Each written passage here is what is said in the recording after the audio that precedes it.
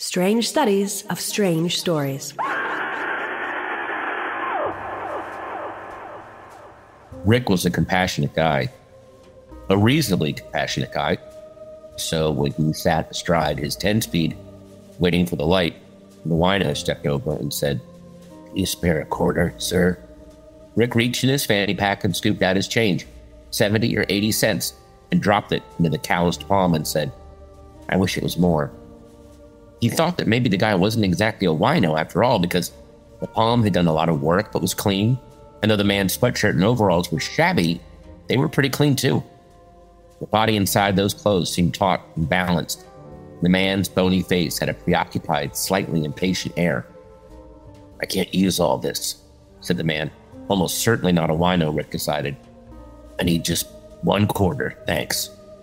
He gave Rick back the rest of the coins and turned and headed for a nearby alley.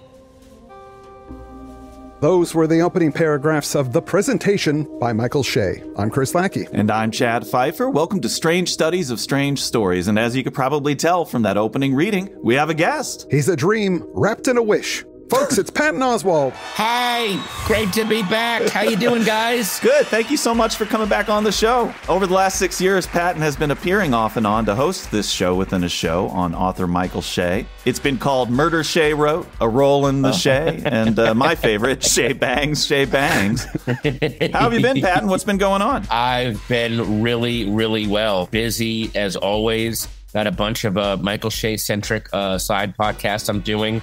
Is that right? There's one about unraveling knitted sweaters called Shea's Come Undone. That's doing really good in the craft sphere.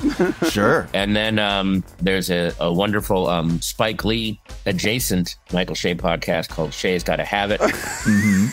Today we are here to celebrate the publication of a new Michael Shea novel brought to you by our friends at Hippocampus Press. It's called Mama Dirt. Mama Dirt was a book Michael Shea began writing in 1986 and completed as his master's thesis at the University of San Francisco. But it is only now being published with a foreword by his wife, Linda. And Patton, have you had a chance to read this yet? I am halfway through it. I am savoring it. Any new Michael Shea is an event. And I got to say, I mean, it's very much... Well, it's weirdly autobiographical in that this kind of covers his time working as a handyman up in North California. He did a lot of menial labor and clearly loved doing it because a lot of his stories like Uncle Tug and The Pool really deal with the working man's plight. I realized that a lot of his stories and books, even though he also gets into the arts and academia and other ones, but man, if there was ever going to be a crossover between Bruce Springsteen and the old gods, Shea was the one that really nailed it. He really, Shea, much like Stephen King, really understands what you are paid for an amount of work, what that pay buys you, how you can live on that. He's very aware of all of that. Born in the U.S. Shea, perhaps, could be your... Oh, my God. I was going to go with Shea's the one, but you know what? Born in the U.S. Shea, that's the... Oh, God! Well, Hippocampus Press calls this a novel of echo horror. Do you concur with that? Yes. I mean, that's also hanging over all of the working class stuff. What he's maybe saying is, we push the environment too far. The old gods are what the environment uses to defend itself. It's almost like if we just could live in harmony with the environment, the old gods would stay sleeping. But it's all of our progress and industrialization that wakes them up. Oh, cool. Well, Hippocampus Press says Mama Dirt is uniquely suited to our own times when climate change is alerting us to the dangers of tampering with nature. So this sounds great. Yeah. Folks, this is something you're going to want to pick up. And it's also that classic, there's a mover and shaker, let's say like a corporate bigwig who like all these guys with oil, like with anything, like I can harness and command this force and use it for my own purposes. Boy, does he evoke that in a very creepy way. Well, that seems to tie in pretty well with the story that we're going to be covering today. Yes. It's called The Presentation. This story was first published in the December 2005 issue of Alan Kay's Inhuman magazine. We are reading it today because it is in the collection Copping Squid and Other Mythos Tales, which has been guiding our voyage. This is the last story for us to cover from that book. We've done them all now. Wow. I have to say at the outset, this may have been my favorite of all of them. I'll quote from S.T. Joshi's foreword to this collection. Michael Shea has the literary skills to duplicate that rarest and most distinctive feature of Lovecraft's tales, the sense of the cosmic, within the context of his meticulous portrayal of people in modern society. I felt like this one nailed that modern bit. It was like, sort of like what Patton's saying. It was kind of the late stage capitalism of Cthulhu, you know? Oh my God. Well, there are 11 chapters in the story, so we're going to give it a really basic summary of each of these chapters and just discuss anything that jumps out at us. Yeah. And we'll start with chapter 1. As we heard at the top, our story begins with Rick Tyndall, a seemingly nice guy, giving who he thinks is a homeless guy a quarter. He tries to give him all of his change, but he only wants that one quarter. And this tips Rick off to the fact this guy is not what he seems. Rick Tyndall is a comic book artist, and he decides to follow this guy for some inspiration. Rick draws for Death Grown Comics, an underground comic book publisher that reminds me of Rip-Off Press from the late 60s and Kitchen Sink from the 70s and 80s. Mm-hmm. Rip-Off Press did Freak Brothers. R. Crumb did stuff for that. Kitchen Sink did everything from Bijou Funnies to Zap Comics, which I think Crumb also did stuff for that. Yeah, that whole cohort was there. He's following this guy because he wants to see how he lives. He thinks maybe he has a cool beat-up car. They're both riding bicycles at this point. The man leads him through the San Francisco street, stops to fill an old gas can with exactly 25 cents worth of gas, and then pedals away to an old concrete factory. And when they get there, the man stops and turns. Rick is caught following him and just decides to come clean about it. He introduces himself as Rick Tyndall, but the guy says, "Nice to meet you, Mr. Tyndalis." Uh-huh. And also, please keep in mind, when the not homeless guy turns around to look at Rick, it is very clear that he knew Rick was following him the whole time, or had a feeling that he would be. And the whole thing has the feel of this is a much bigger ceremony where everyone is playing his or her part. The fact that I need exactly 25 cents, it must be exactly 25 cents thing. I turn, okay, here's the other person that needs, it all feels like this is being orchestrated by something bigger. Absolutely. And the fact that 25 cents of worth of gas, he paid for that. That was the exact money that he transferred over to this guy. Mm-hmm. So he's somehow responsible for whatever's going to happen next. Yeah. And when he says Mr. Tyndalos, the Hounds of Tyndalos are fictional creatures created by Frank Belknap Long. And we covered that story back on episode 263 of HP Podcraft. Wow. Already a little Cthulhu Mythos in-joke for folks who know who that is. Uh-huh. Yes, in-joke, but then I think there's something deeper going on there, but we'll get to that later. Go ahead, sorry. This guy introduces himself as Luke Cypher. Luke Cypher? Lou Cypher? If anyone has seen Angel Heart, you know that one. What does that Harry Angel say at the end of it? Even your name is a dime store joke. Yeah. That movie's so good. And then, of course, he goes, well, Mephistopheles is such a mouthful of Manhattan, Harry.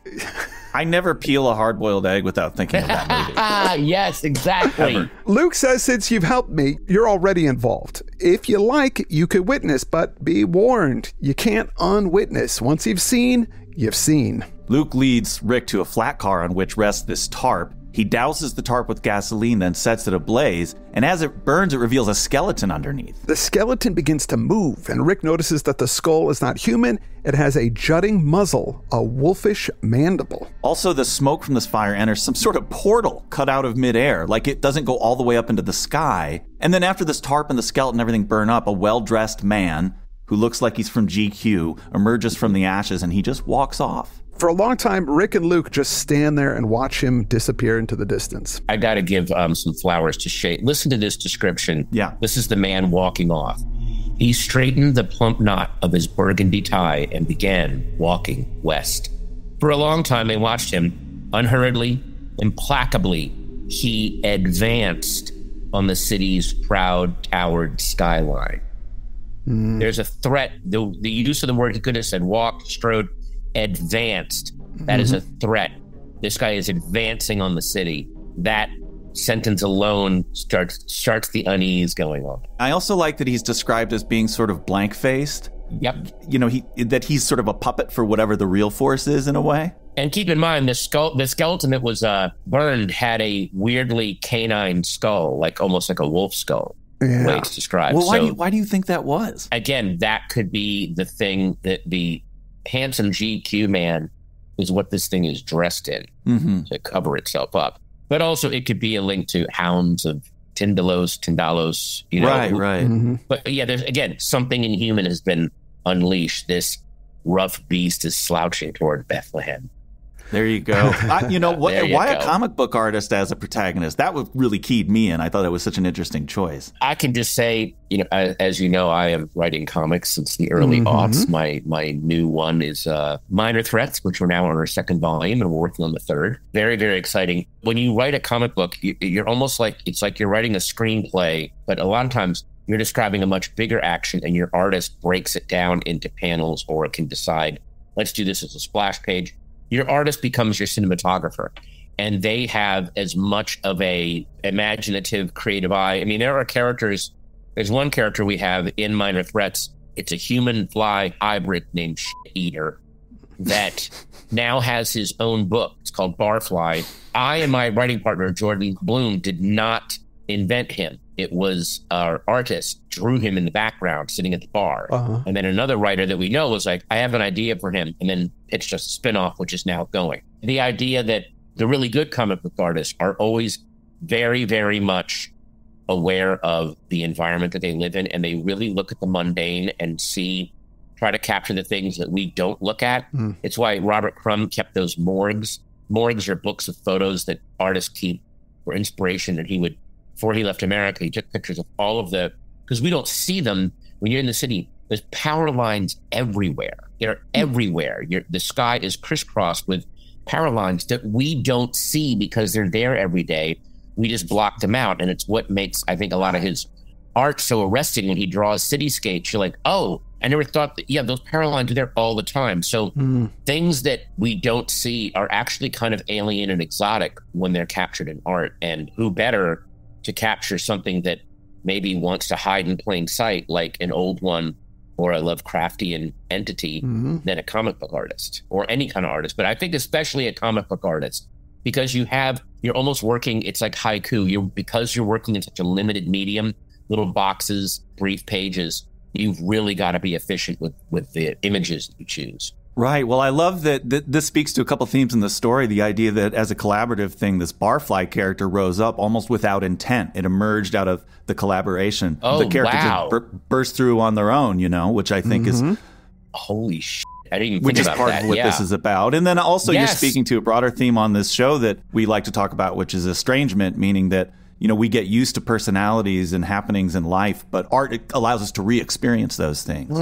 After this well-dressed man who emerged from the fire leaves, Luke tells Rick that something big is happening and that he will be part of it just by going about his life. And he says something to describe this big happening that I thought was crucial. To him, this world is like an immense pie. Into this vast pie, his sharp, searching tentacle tips branch down from above, up from beneath, and everyone's from time itself. And they find every plum in the pie and pierce it and wear it like a finger puppet. And finally, feed on it, and he is greatly pleased therewith. I've said it before and I'll say it again. Michael Shea is the king of pie-based metaphor. He's the king of like a character trying to put things in terms.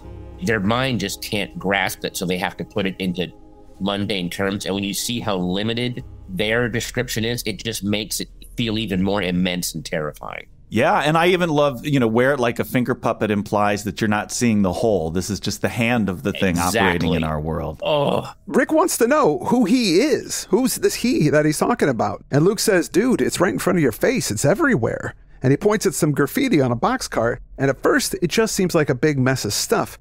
But then Rick sees what it says. Cthulhu Ya Fatagan. And this fills Rick with astonishment and terror. His fictional comic book worlds and the real world are colliding. Luke explains that the guy who just came out of the smoke is named Chet Shagru, and he's the guy who's going to do the heavy lifting on this whole thing. Yeah. Luke says your free will and choices brought you here, and it will align with what's coming.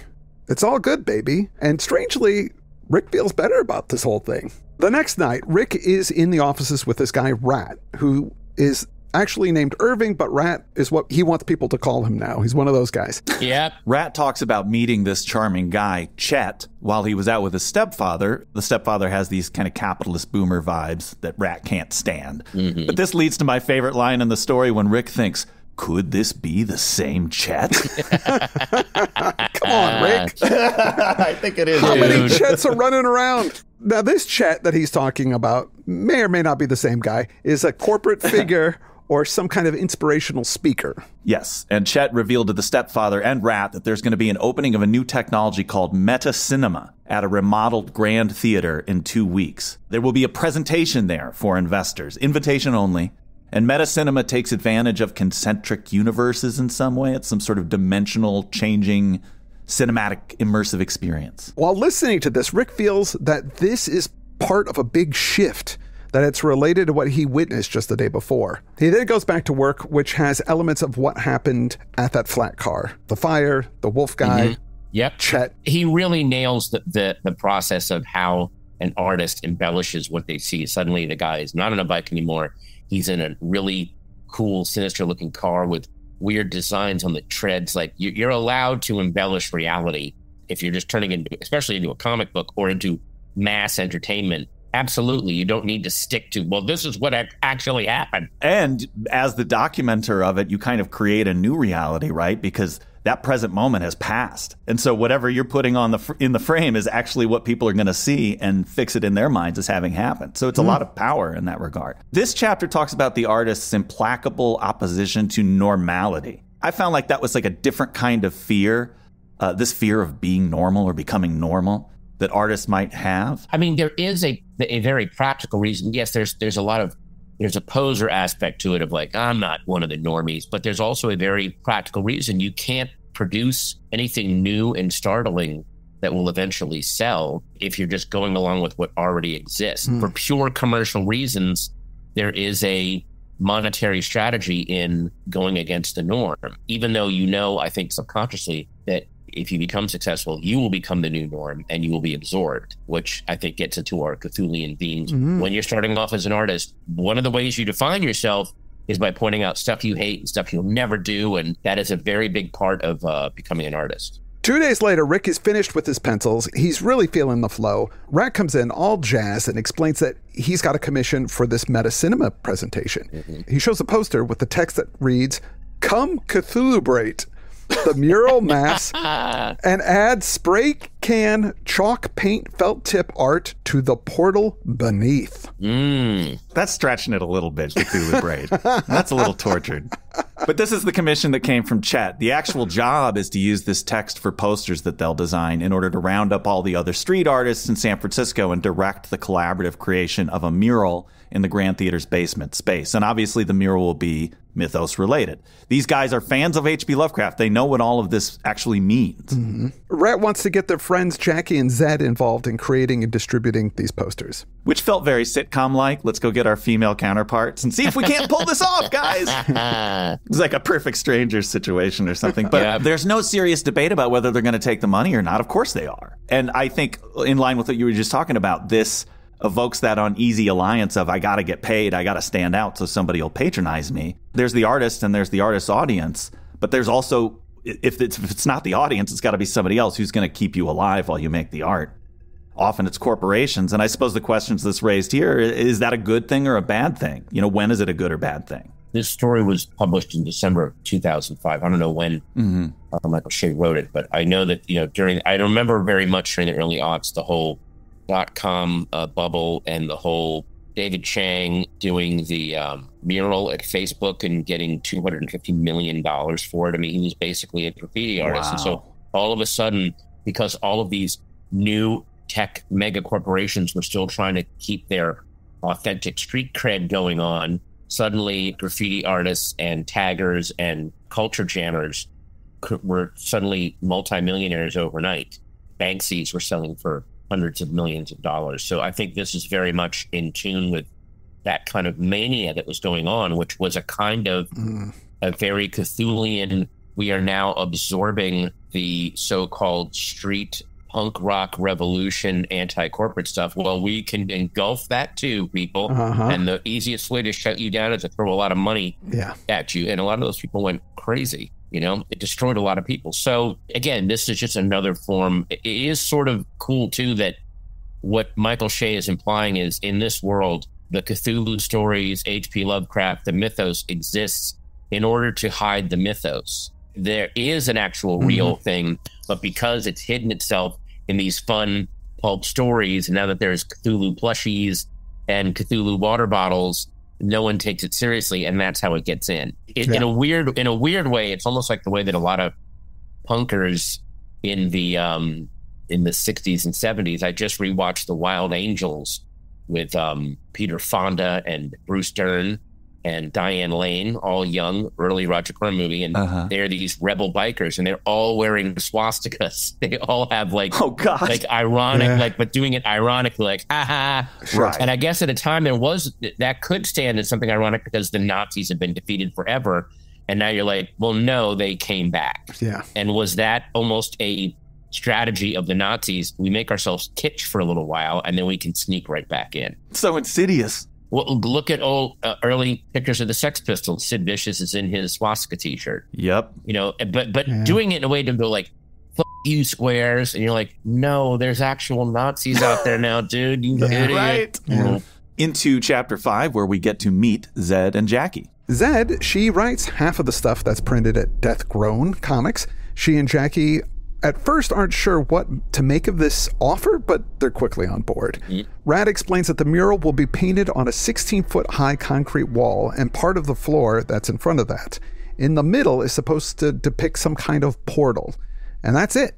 The client wants the artist to have freedom and paint whatever they want as long as there's a portal there. They go all over the city. They get the posters distributed, and the people of the city are humming with anticipation about this. It says the true street folks are hearing this summons.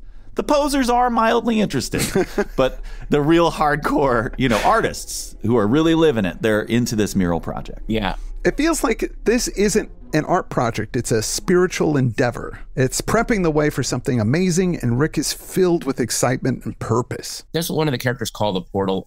Is it like a sinus? They describe it in anatomical terms. Oh. Which also leads to that whole, okay, this is a ceremony for some weird being that we are making sacrifices to. The collective unconscious is Cthulhu. Yeah. It turns out. Rick has this thought, art, truth was power. He'd leaned on that all his life, but so rarely felt it as he felt it now. And this just makes me think, how does art represent power? Because as artists, you often feel very powerless, like you're reacting to what the people in power do. But I think about, Plato reputedly said, when the music of a society changes, the whole society will change. Lenin said the best way to undermine a society is through its music. Yeah. Are these things true? Does art have power? Well, a lot of times I think politics, I forgot who said it, politics is downstream of culture. And it really tells you something that when the Nazis retook Vienna and the Anschluss, the first thing they did was kill or lock up all the cabaret performers, all the comedians, all the satirists. They're like, our stuff's not going to hold up under that shit. So we have to literally change the tone, change the music, change how people talk and think so that our stuff suddenly is frightening and has power. Yeah. If you guys are laughing at it, then we have no power. Whew. Death Grown Comics has an event to welcome the artists involved in this project. Over 30 people show up to work on the mural, and they are a diverse group from different backgrounds with different art styles. One of the artists, this bearded dude, suggests that they should work on something common, like a portal made of cyclopean stonework. Strangely, there's no discussion about it. Everybody's just on board. They're all like, yeah, that sounds like a great idea. Which is insane, a group of artists agreeing about anything. Rat suggests they start in the morning, and everybody's so excited they say, no, we're going to start immediately. It's perhaps the most surprising turn of events in the story. Everybody getting on one page right away of disparate artistic viewpoints. Yeah. Have you ever had a project go like that? Never. Never. But again, these are people that are kind of under a thrall. You could argue that they're under the thrall of possible money. Even the most anti-capitalist people are like, oh, shit, is there a payday in this? Okay. Even when there is money involved, people are still trying to wedge their own things in there. Clearly, there's something else otherworldly going on here that is affecting people's behavior. Clearly. Zed looks at the collective work 72 hours after that initial meeting. They are blown away by how dedicated and in sync all of these artists have been. The piece feels cohesive and powerful. The focal point of the mural is this great semicircle of darkness with a vertical arch. There are a mix of styles as well: Sumerian, Egyptian, Babylonian, Honduran, Incan. The stonework idiom of all these are echoed within this, so it's new but also old. And Jackie and Zed, they feel this cold sensation while they're painting the mural. In fact, anybody who's asked about it feels this coldness coming through the brush. But they're all into it. It says the artists enjoy that mythic thing people were always talking about, that fabled sense of community. We all are looking for that all the time, but can it also be a dangerous thing to have a sense of community? Oh yeah. I mean, look at how things are right now in the world. I think the most dangerous thing in the world right now for the last 10 years has been loneliness. And who capitalizes on loneliness better than people that are about hatred and division and wanting power and wanting to control people, and they find a community either online or at these rallies, and they feel like they're bigger than themselves. And there's no one else there to help them battle their loneliness. Everyone that says, oh, these people, they're so lost. I'm like, they're not lost. This is the only time in their life they've ever felt found. They've ever felt looked at. They've ever did this. They are not lost. Stop talking about them as if they're lost. Proceed with, no, they feel found. Now, how do we make them feel more welcome in something else, or we're never going to get them back? They'll never come back. Yeah. It's sort of, if you've ever had a job you hated and you find that you fall in with other people who also hate the job, and your relationship is based on complaining about your work, it's this low-grade unity where it's all focused on negativity, and it's the easiest kind of unity to fall into. Although this is obviously about something different. I remember so many awful jobs I had. I run into someone that I used to have the job with, and we reminisce about, remember how awful that boss. Yeah, we did. Like, we had like a weird series of in-jokes, and it was a weird sense of belonging. Like, we're all in this. I was reading an interview with someone that when they went to the Saturday Night Live 40th anniversary, even if you're from different eras or, decades apart, you're like, we all kind of went through the same thing. Like, we all know what that is. And so there's that weird sense of community there. And it's that weird community that these artists have found themselves in, and that brings us into chapter 8. In this chapter, these 4 lead artists are gathered at Winchell's Donuts, which is a popular San Francisco eatery, or at least it was. I'm not sure if it's still there. Well, it's a chain. Well, Star Trek 4, The Voyage Home, they walk right in front of it. I remember it distinctly. If people need a reference point for what Winchell's is, go watch that entire movie. There you go. Rat notices an article in the paper that says there has been an uptick in the number of missing people lately. But it's not homeless people and runaway teens. It's older, upper-class people, bankers, stockbrokers, a woman from an ad agency. Just then, a black limo rolls up, and Mark, Rat's stepfather, comes out. He's there to finalize the mural project by paying them. First, however, he wants Rick to sign for the check, which is for $400,000. Rick decides to split the payment among the 4 of them, but he still has to sign. And after this is all done, they go, so are we evil minions? Are we the baddies? Zed pipes up, no, we are artists, and artists show truth. Jackie says, if the truth is bad, that's not our fault. And so they leave, and they're going to get ready for this presentation. Yeah, are they evil minions? Well, that's the classic rationalization that everyone does when you finally get like an actual legit paying gig. It's like, well, you can't take apart the machine until you're inside of it. So yeah, it's all that classic rationalization. All the comedians that were, no, I'm going to stay true to my art. Okay, because MTV is doing a half-hour comedy hour. Oh, look at my tape. Yeah. I remember being at a panel and listening to Dan Clowes and Chris Ware and Ivan Brunetti going, yeah, when I do like a spot illustration for like Time Magazine or Forbes or Wired or whatever, I make more than when I like put out a whole run of 8-Ball or Schizo. Like that pays the bill. Well, here's an interesting story. Yep. There's a guy, he's based in Oakland, actually. His name is Boots Riley from the band The Coup. I think he's the best lyricist in hip hop. Just brilliant stuff. And he wrote and directed Sorry to Bother You. And he did the show I'm a Virgo. But he had a song called The Magic Clap off of his album Sorry to Bother You. And Taco Bell wanted to use it in one of their commercials. And he is a very he's basically communist. Like he wants to tear everything down. But he has a message board where he can talk to his fans. He's very wired into his fans. He's always doing literacy projects, art projects. He's a million things going on. Just very involved in his community. And he told them, like, I'm going to be very open with you. They're offering me $250,000. It's Taco Bell, but if I take this money, I can put that toward this art project I want to do, or this literary project, and all, like this will pay for other things.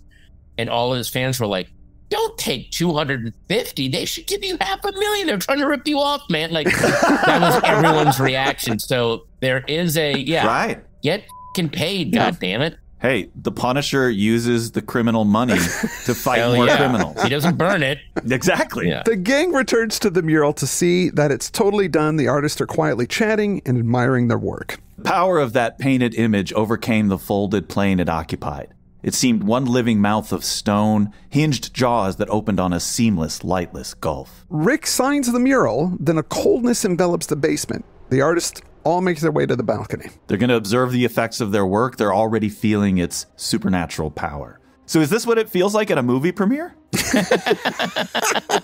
Not really. A movie premieres, the ones I've been to are a little more controlled, very, very orchestrated. They just want maximum glamorous photos to send out onto the socials the next day. No, there's not a lot of weird eldritch thrumming in the air. Okay. Well, sorry. They get to the balcony. They find the theater itself looks pretty old-fashioned for a new tech demo. Corporate investors enter, lots of wealthy people in suits, and they brought their laptops. The room darkens, leaving a single spotlight on the stage, and out comes Chet Shagru. Chet says you're going to be buying stock right where you sit, and pretty soon. That's all I'll say. But before we embark, I have to speak for my principal. He bids me tell you that before this presentation's done, you will know him completely.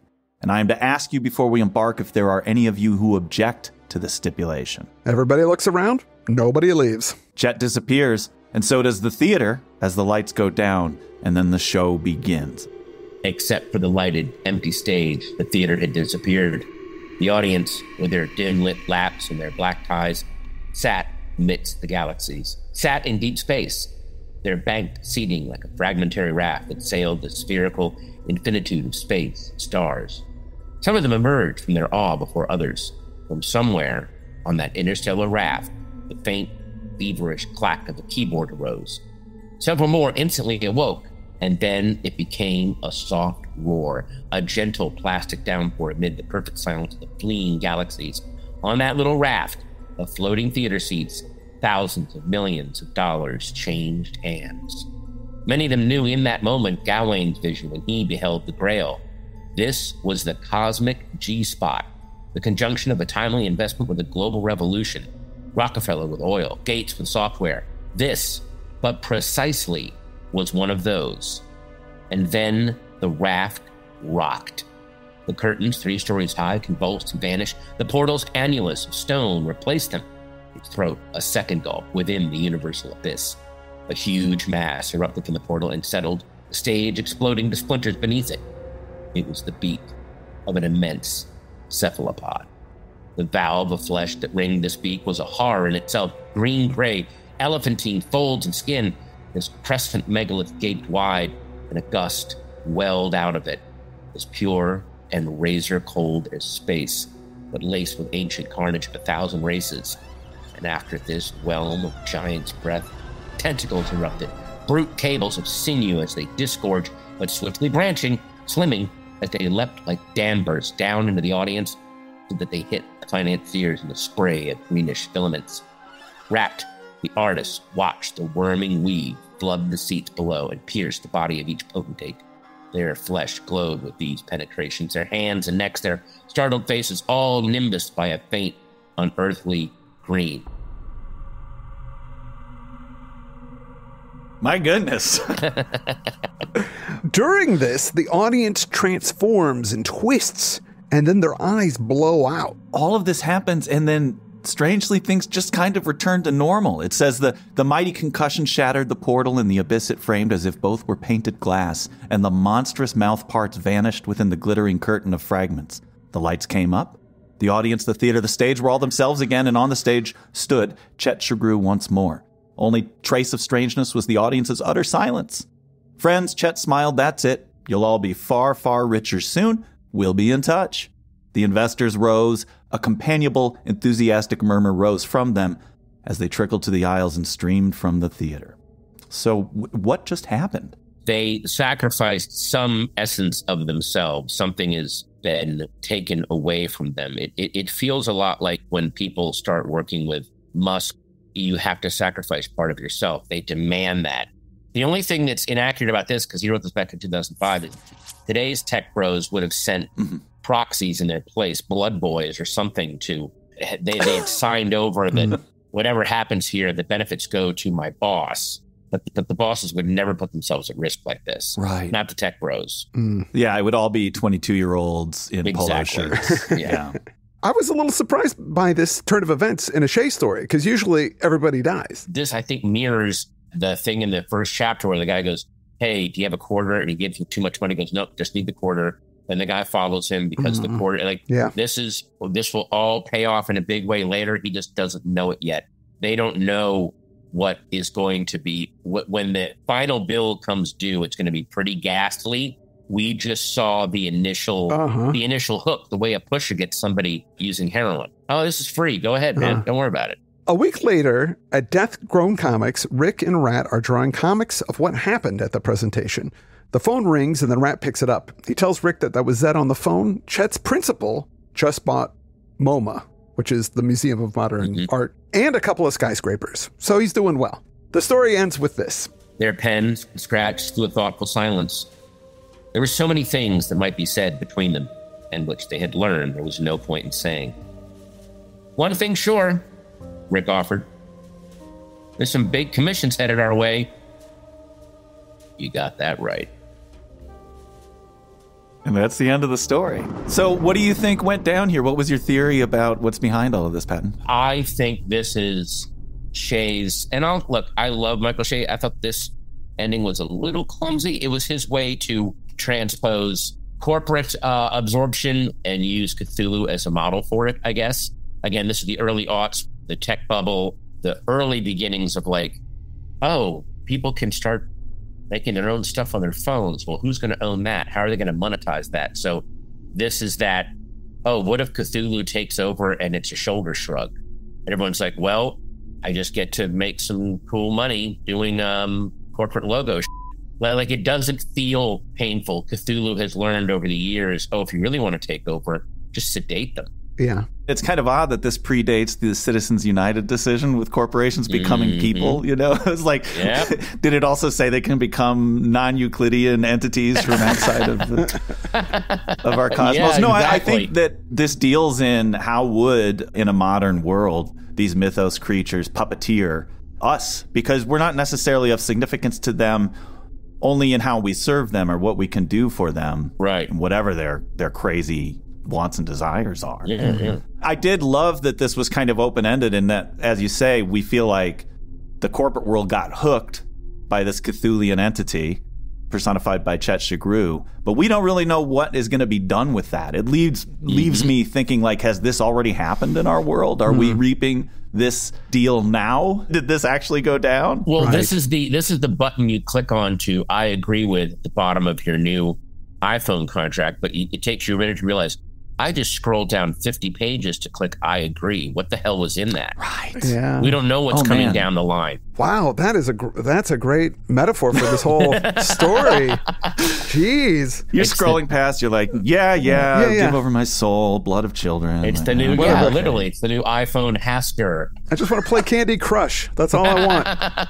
Yeah, it's such a weirdly not doomy ending to a Michael Shea story, but knowing Michael Shea, you go back to look for, where was mankind's doom in there? I know it was there. I just missed it. The corporate folks got keyed into this and they're happy with it, but also the artists who are there to present the truth, right? They're like, well, as long as I'm getting a commission, that's fine because I'm not doing anything wrong. Exactly. By confessing the truth. So both have been wrapped up in this. Who's going to save us if not the artists? Right. Which is pretty distressing. Yeah. What a cool story to end on. I want to thank you again, Patton, for joining us and doing this. I'm sad that we've run out of Shea. There are a couple Shea mythos stories that aren't in this collection, so maybe we can pull you back in. I would love to. I wouldn't mind coming back later and doing a longer one on Mama Dirt. Oh, yeah. Okay. Plenty O'Shea. I'd also love to go through all the Niftalim stories because they are definitely mythos adjacent, or they are their own mythos within, like, what would another universe's Cthulhu mythos look like?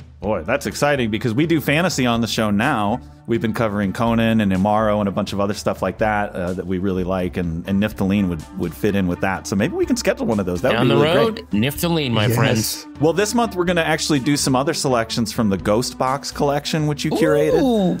We're flipping through those to see if we can pick up a couple more to do this month. Keep it a Patton Oswalt month. Aww. So you'll have your tendrils in us, even though you won't be here for those shows. Admit. Which I like. And of course, we want to direct our listeners to Hippocampus Press to pick up the new Michael Shea novel, Mama Dirt. We'll link out in the show notes. Please go grab it. I'm Chad Pfeiffer. I'm Chris Lackey. I'm Patton Oswalt. You've been listening to Strange Studies of Strange Stories. Strange Studies of Strange Stories.